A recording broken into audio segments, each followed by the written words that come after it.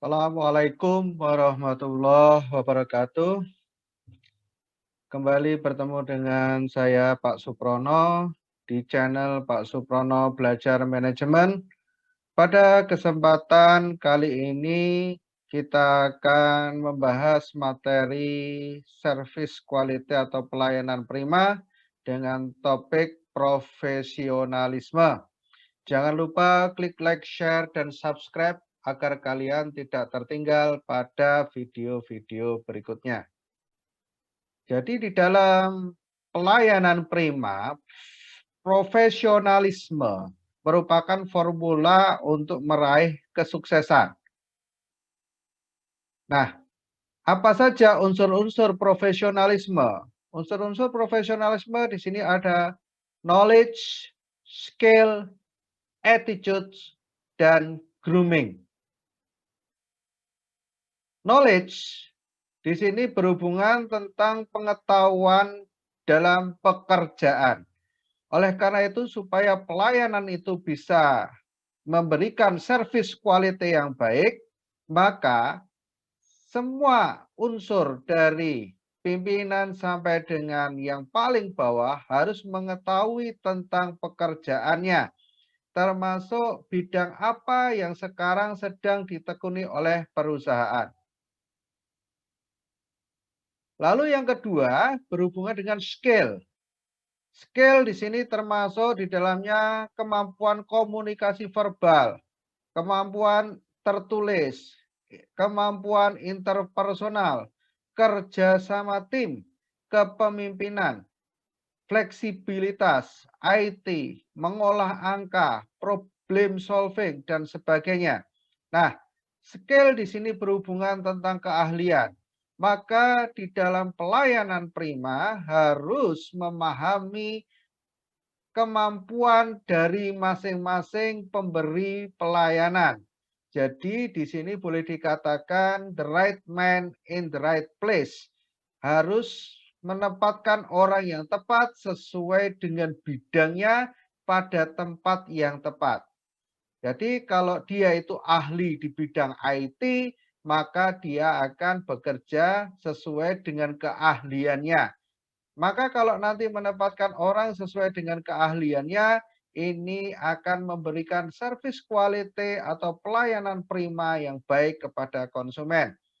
Yang ketiga adalah attitude.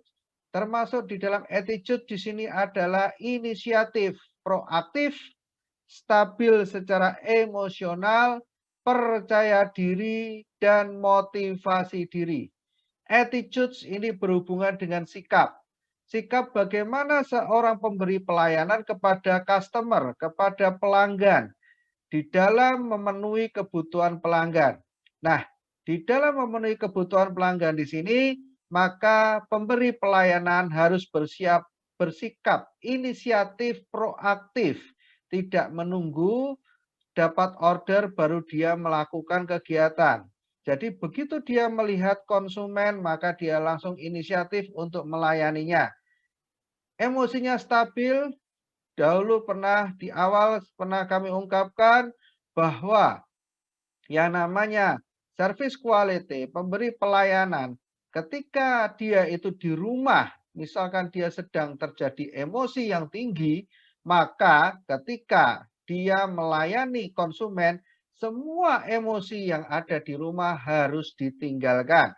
Dan dia harus memiliki rasa percaya diri, tidak minder, dan memiliki motivasi yang tinggi di dalam pelayanan. Yang keempat adalah unsur profesional yang keempat adalah grooming. Grooming di sini berhubungan dengan penampilan, bahasa tubuh, dan ekspresi wajah. Maka di dalam pelayanan prima ini berkaitan juga dengan yang ketiga. Grooming akan bisa maksimal ketika dia memiliki attitude yang baik. Maka orang yang sedang emosi nanti akan muncul di dalam ekspresi wajah pun tidak enak dipandang. Juga di dalam bahasa tubuh juga tidak enak dipandang. Oleh karena itu, untuk mendukung grooming ini, maka didukung oleh attitude yang baik. Nah, supaya groomingnya itu bisa maksimal, biasanya materi-materi yang ada di channel YouTube sebelumnya, di situ juga sudah menjelaskan salah satunya biasanya perusahaan yang memberikan servis quality kepada pelanggannya, pemberi pelayannya atau karyawannya itu disediakan seragam. Ini tujuan untuk memberikan penampilan kepada karyawannya pada saat memberikan pelayanan kepada pelanggan. Sikap. Di sini kita perlu melakukan analisa yang namanya transaksional. Analisa transaksional itu bagaimana? Di sini pakai kata-kata, saya oke, Anda tidak oke. Anda oke, saya tidak oke. Nah, ini sebenarnya sesuatu hal yang tidak pas. Yang tepat bagaimana? Di dalam pelayanan prima, yang tepat adalah saya oke, Anda pun oke.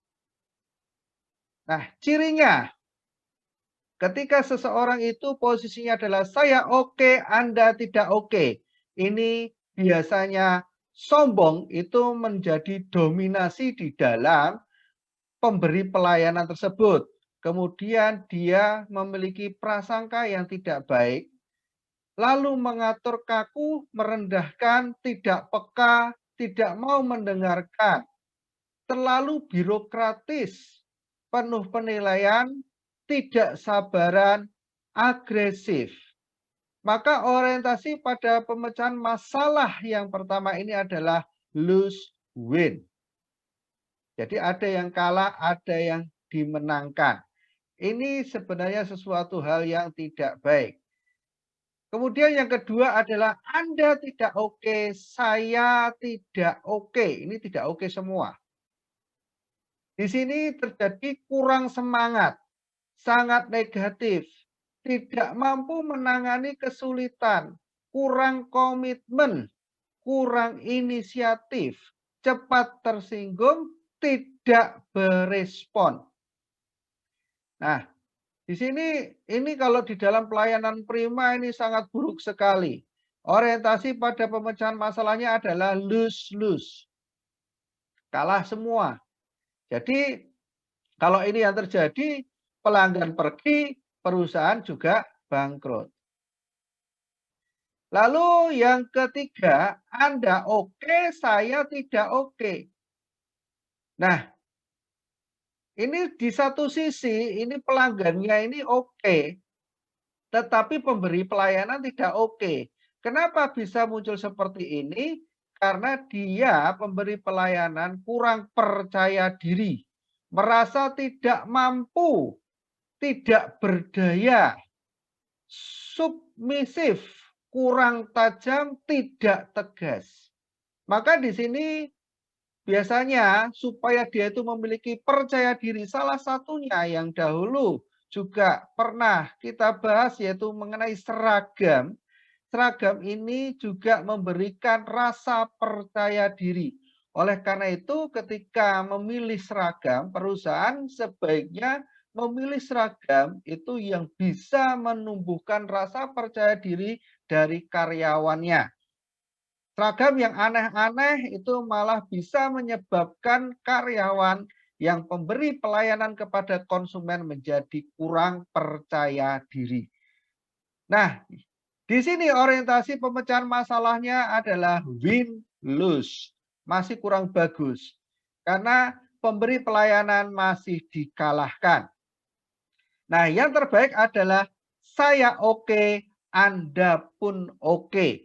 Nah, di sini pemberi pelayanan sudah memiliki rasa percaya diri yang tinggi, responsif, berorientasi pada tindakan, tenang, rasional, bersemangat, kreatif, fleksibel, pendengar yang baik, solution oriented, kemudian menunjukkan minat terhadap orang lain.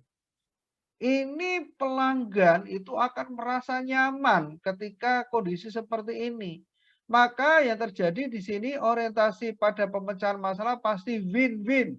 Tidak ada yang dikalahkan, tidak ada yang dirugikan, semua mengalami keuntungan, baik pelanggan maupun pemberi pelayanan.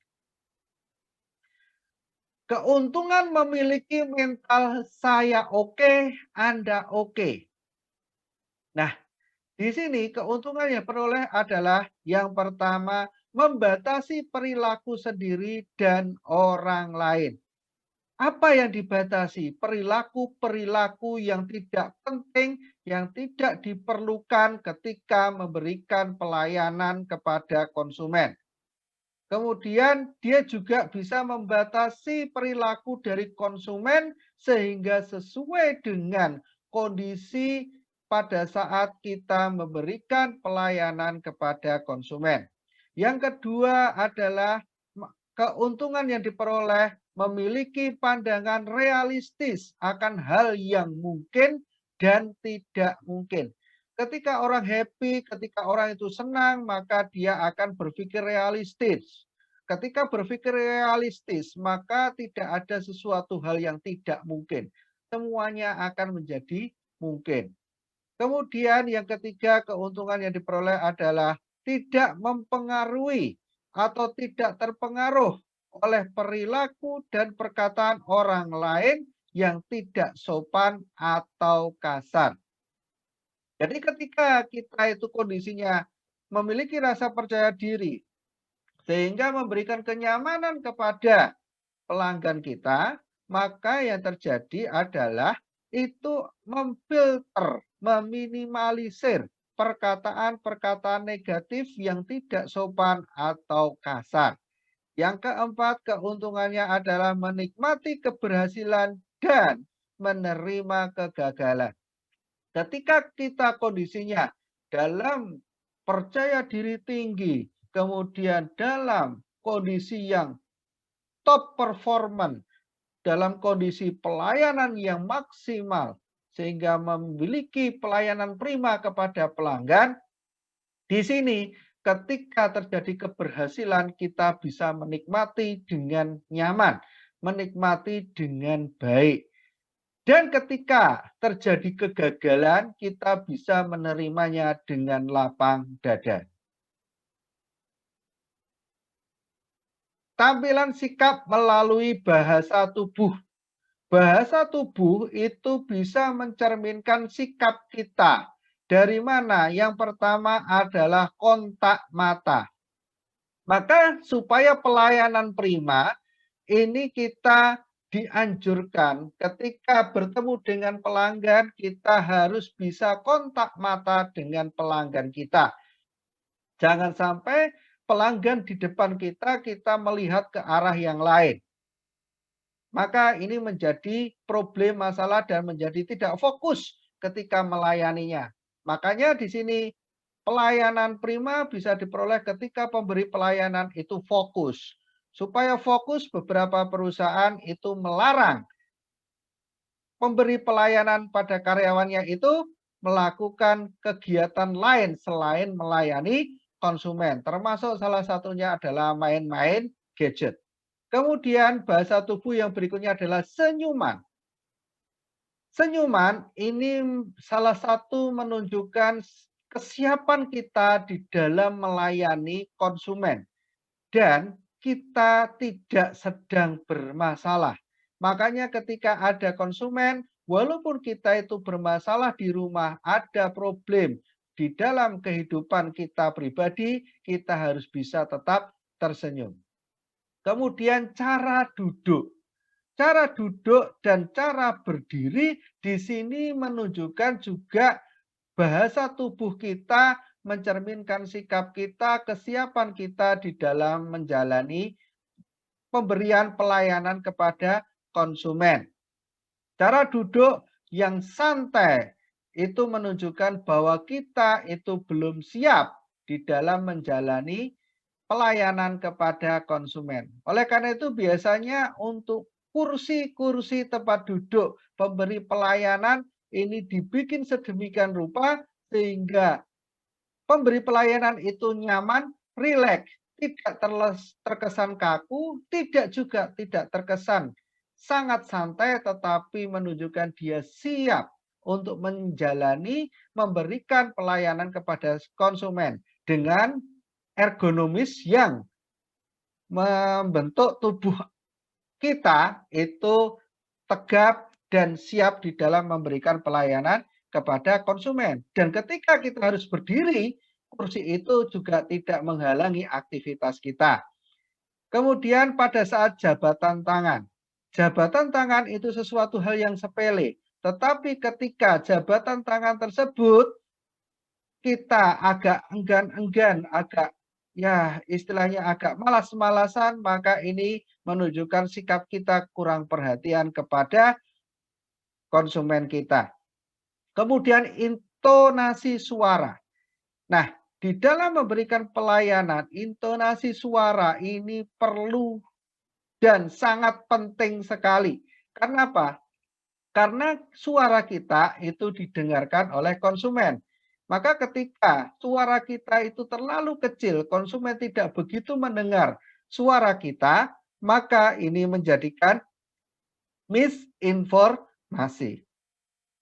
Ekspresi wajah ini berhubungan juga dengan nanti bisa dibentuk dari kontak mata dan senyuman. Nah, ketika kita itu ketemu pelanggan dan kita bisa tersenyum, kita bisa menyapa dengan baik, maka ekspresi wajah kita menunjukkan familiar, menunjukkan rasa kekerabatan, dan ini memberikan kenyamanan kepada pelanggan kita. Kemudian yang berikutnya bahasa tubuh yang sangat penting adalah gerak isyarat. Oleh karena itu, kadang-kadang gerak-gerak kita itu tuh dipersepsikan berbeda oleh pelanggan kita. Oleh karena itu ketika kita melayani konsumen, kita harus bisa membatasi gerak-gerak kita yang tidak penting. Misalkan contoh pas ada konsumen kita memain-mainkan pena, cetat-cetat. Nah, ini juga merupakan gerak yang tidak baik, yang ini menimbulkan image negatif dari pelanggan. Elemen grooming atau penampilan. Apa saja yang membentuk penampilan? Yang pertama adalah busana.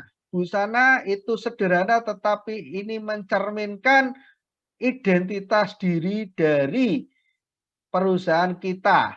Kalau busananya itu juga dibikin aneh-aneh, ini juga dari belum tentu pekerja kita atau karyawan kita itu merasa percaya diri sehingga ini malah minder, malah memberikan image yang negatif ketika memberikan pelayanan. Makanya biasanya busana yang dipakai oleh pemberi pelayanan itu sederhana, mudah untuk gerak, dan tidak menimbulkan kekakuan dari si pemakai. Lalu yang kedua, aksesoris. Biasanya pemberi pelayanan ini tidak banyak memakai aksesoris. Kenapa? Aksesoris ini nanti bisa mempengaruhi kepada gerak-gerak yang tidak penting ketika memberikan pelayanan. Misalkan main-main arloji, main-main gelang, dan sebagainya, ini menjadikan pemberian pelayanan itu tidak bisa maksimal. Sepatu. Sepatu di sini penting di dalam elemen grooming, ini membentuk karakter orang, membentuk penampilan orang, dan memudahkan orang di dalam bermobilisasi. Dengan sepatu misalkan, kalau pemberi pelayanan itu menggunakan high heel yang tinggi, dengan hak lebih dari 5 cm, tentunya ini akan mempersulit ketika dia harus berjalan. Nah, ketika sulit juga pelayanan menjadi tidak maksimal. Maka sepatu biasanya sepatu yang dirancang mudah untuk bergerak ke sana kemari dan memberikan citra positif kepada pemberi pelayanan. Make up wajah. Kadang wajah kita itu ada yang berminyak dan sebagainya. Oleh karena itu ketika wajah kita itu kurang mendukung di dalam kita memberikan pelayanan, misalkan karena terlalu banyak minyak, bila perlu kita menggunakan make up wajah. Tetapi make up wajah di sini yang sederhana saja, tidak perlu berlebihan, karena ketika berlebihan ini juga memberikan kesan negatif kepada pelanggaran kita. Tatanan rambut. Tatanan rambut ini selain mendukung grooming juga mendukung keselamatan ketika seorang itu memberikan pelayanan kepada pelanggan. Tata rambut ini bisa memberikan tambahan image yang mendukung kepada busana yang dia pakai. Tetapi juga dia memberikan keselamatan. Misalkan di situ bekerja di tempat-tempat yang memiliki resiko yang tinggi, seperti di rumah sakit dan sebagainya, biasanya tatanan rambut di sini juga untuk menjaga keselamatan. Selain itu juga ini berhubungan dengan yang terakhir dari grooming adalah kebersihan tubuh. Nah, tatanan rambut di sini juga nanti berhubungan dengan kebersihan tubuh. Kenapa? Karena kadang-kadang rambut kita itu juga tidak sedikit yang tiba-tiba rontok. Nah, ketika rontok ini memberikan image kotor kepada tubuh kita. Oleh karena itu perlu ditata sedemikian rupa. Kebersihan tubuh di sini juga didukung dengan bisa juga dengan make up ataupun kosmetik yang mendukung ke sana. Biasanya di sini kebersihan tubuh itu betul-betul diperhatikan sehingga kesan positif pemberi pelayanan itu menjadi image atas produk yang diberikan kepada pelanggan. Mengelola wilayah kerja. Mengelola wilayah kerja di sini dipentingkan karena apa? Di sini nanti bisa mewujudkan kita itu sudah siap atau belum. Nah, dulu sudah pernah kita bahas ketika kita akan melayani maka kita setidaknya harus sudah siap sebelum waktu dimulai. Bagaimana menunjukkan siap? Tempat kerja kita itu sudah menunjukkan siap kita melayani konsumen. Misalkan sudah tertata rapi, ya, maka di sini clutter desk ini adalah penting, yaitu meja kita tertata rapi, siap di dalam melayani. Nah, bagaimana kita bisa melayani dengan baik? Maka kita harus sudah standby. Standby-nya berapa? Paling tidak dahulu pernah kita bahas adalah 15 menit sebelum pelayanan dimulai. Kalau yang bagus bagaimana? Yang bagus adalah kita paling tidak 45 menit atau 30 menit sebelum pelayanan dimulai. Kenapa? Kalau kita tidak menyiapkan wilayah kerja kita, maka kita akan kerugian 45 menit dalam pelayanan. Jadi kita harus membereskan tempat kerja kita terlebih dahulu, baru kita melayani konsumen. Ini membutuhkan waktu biasanya sampai 45 menit. Makanya biasanya ketika pemberi pelayanan akan pulang, itu mejanya sudah beres, sudah rapi, besok pagi sudah siap 15 menit sebelumnya. Gunakan waktu luang untuk informasi. Jadi di dalam mengelola wilayah kerja di sini kita harus bisa memanfaatkan waktu-waktu luang untuk mencari informasi-informasi up to date agar kita itu dalam memberikan pelayanan itu juga bisa maksimal. Siapkan waktu khusus membaca email. Nah, ketika kita memberikan pelayanan kepada pelanggan, kadang-kadang kita juga disuruh mengelola email yang biasanya dipakai untuk komunikasi.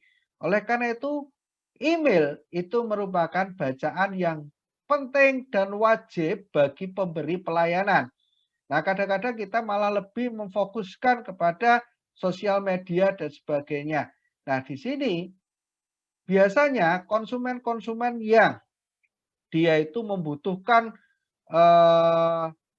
kalimat-kalimat yang panjang dan deskripsi yang cukup banyak. Ini biasanya dia tidak akan mengetik di sosial media, tetapi lewat email yang kita sajikan. Maka ini perlu kita baca, siapa tahu di situ ada kritik dan saran. Building report with pelanggan. Nah, membangun raport dengan pelanggan. Nah, supaya kita itu bisa membangun raport dengan pelanggan, maka kita harus understanding personality types. Kita harus memahami personality, tipe-tipe personality. Yang pertama adalah assertiveness. Sejauh mana, sejauh apa seseorang mencoba mengkontrol dan mendominasi situasi komunikasi dan mengarahkan pikiran dan tindakan lawan bicara. Nah, kita di sini ketika memberikan pelayanan kita harus memahami ketika konsumen kita banyak bicara maka kita harus banyak mengalah. Jangan ketika konsumen kita masih berbicara kita menyelanya. Kita dengarkan terlebih dahulu sampai selesai baru kita menyampaikan. Yang kedua adalah responsiveness. Seberapa besar tingkat emosi dan kedekatan interpersonal yang ditunjukkan seseorang dalam berkomunikasi.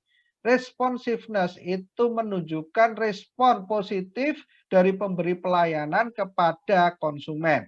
Nah, di sini kita harus tanggap atas semua kebutuhan yang disampaikan oleh konsumen. Maka konsumen itu akan menilai kita itu adalah pemberi pelayanan yang selalu respon kepada apa yang diinginkan oleh pelanggan. Berdasarkan kedua hal tersebut, maka manusia dibagi dalam 4 tipe. Tipe yang pertama adalah amiable, expressive, analytical, dan drive. Amiable atau sering disebut dengan ramah. Biasanya di sini orang yang disebut ramah itu tingkat responnya tinggi, tingkat assertiveness-nya rendah, hangat, bersahabat, suka bergaul, cepat membuat keputusan, tidak suka konflik, suka membandingkan dirinya dengan orang lain, sensitif terhadap perasaan orang lain. Maka ketika ketemu orang yang seperti ini, tips berkomunikasi harus bersahabat, banyak senyum, berusaha mengenalnya secara pribadi, melibatkan sebanyak mungkin dalam proses negosiasi, serta menciptakan rasa percaya diri. Nah, di sini ketika ketemu orang yang ramah seperti ini, kita harus friendly, sehingga kita itu bisa terasa lebih dekat kepada pelanggan dan itu dirasakan oleh pelanggan. Expressiveness. Expressiveness ini biasanya orang tersebut tingkat responsiveness-nya dan assertiveness-nya tinggi, spontan, antusias, dramatis, suka bicara dan ekstrovert, berpikir dan berbicara cepat, persuasif, cepat bosan, senang dipuji. Nah, ketika kita pemberi pelayanan ketemu orang yang memiliki sifat ekspresif ini seperti ini, tips komunikasi yang bisa dilakukan adalah bersikap terbuka, gembira, antusias. Berilah pertanyaan di mana ia bisa membanggakan diri, puji keberhasilannya, selalu semangat dalam proses negosiasi. Atasi penolakan dengan kepercayaan diri tinggi. Lanjutkan dengan tetap bersahabat dan semangat.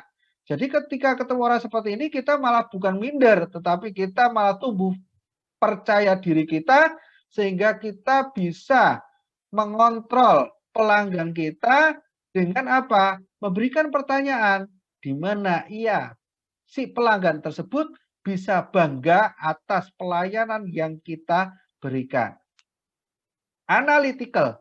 Tipe orang yang seperti ini adalah tingkat responsiveness dan assertiveness itu rendah, logis, penuh kontrol, tertutup, berpikir sistematis, suka pada hal-hal yang teratur, tidak suka diburu-buru, tertarik pada fakta dan rincian, tertarik pada bukti-bukti yang objektif.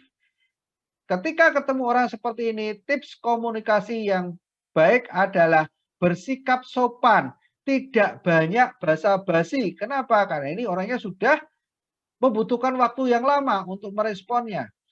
Siap menjawab pertanyaan yang rinci atau ketika apa? Ketika pelanggan itu meminta rincian secara detail. Selama proses negosiasi tidak terjadi emosi dan logis. Nah, ini di sini membutuhkan kesabaran yang tinggi ketika memberikan pelayanan kepadanya. Jangan berbicara terlalu cepat. Ketika ketemu orang seperti ini, kita harus perlahan-lahan di dalam menjelaskan A sampai Z-nya. Atasi penolakan dengan memberikan data-data. Kita pemberi pelayanan ketika ketemu orang seperti ini, data-data yang aktual dan up to date harus sudah siap ketika dia meminta rincian secara detail. Driver. Tipe orang yang driver ini adalah tingkat assertiveness-nya tinggi, tapi responsiveness-nya rendah.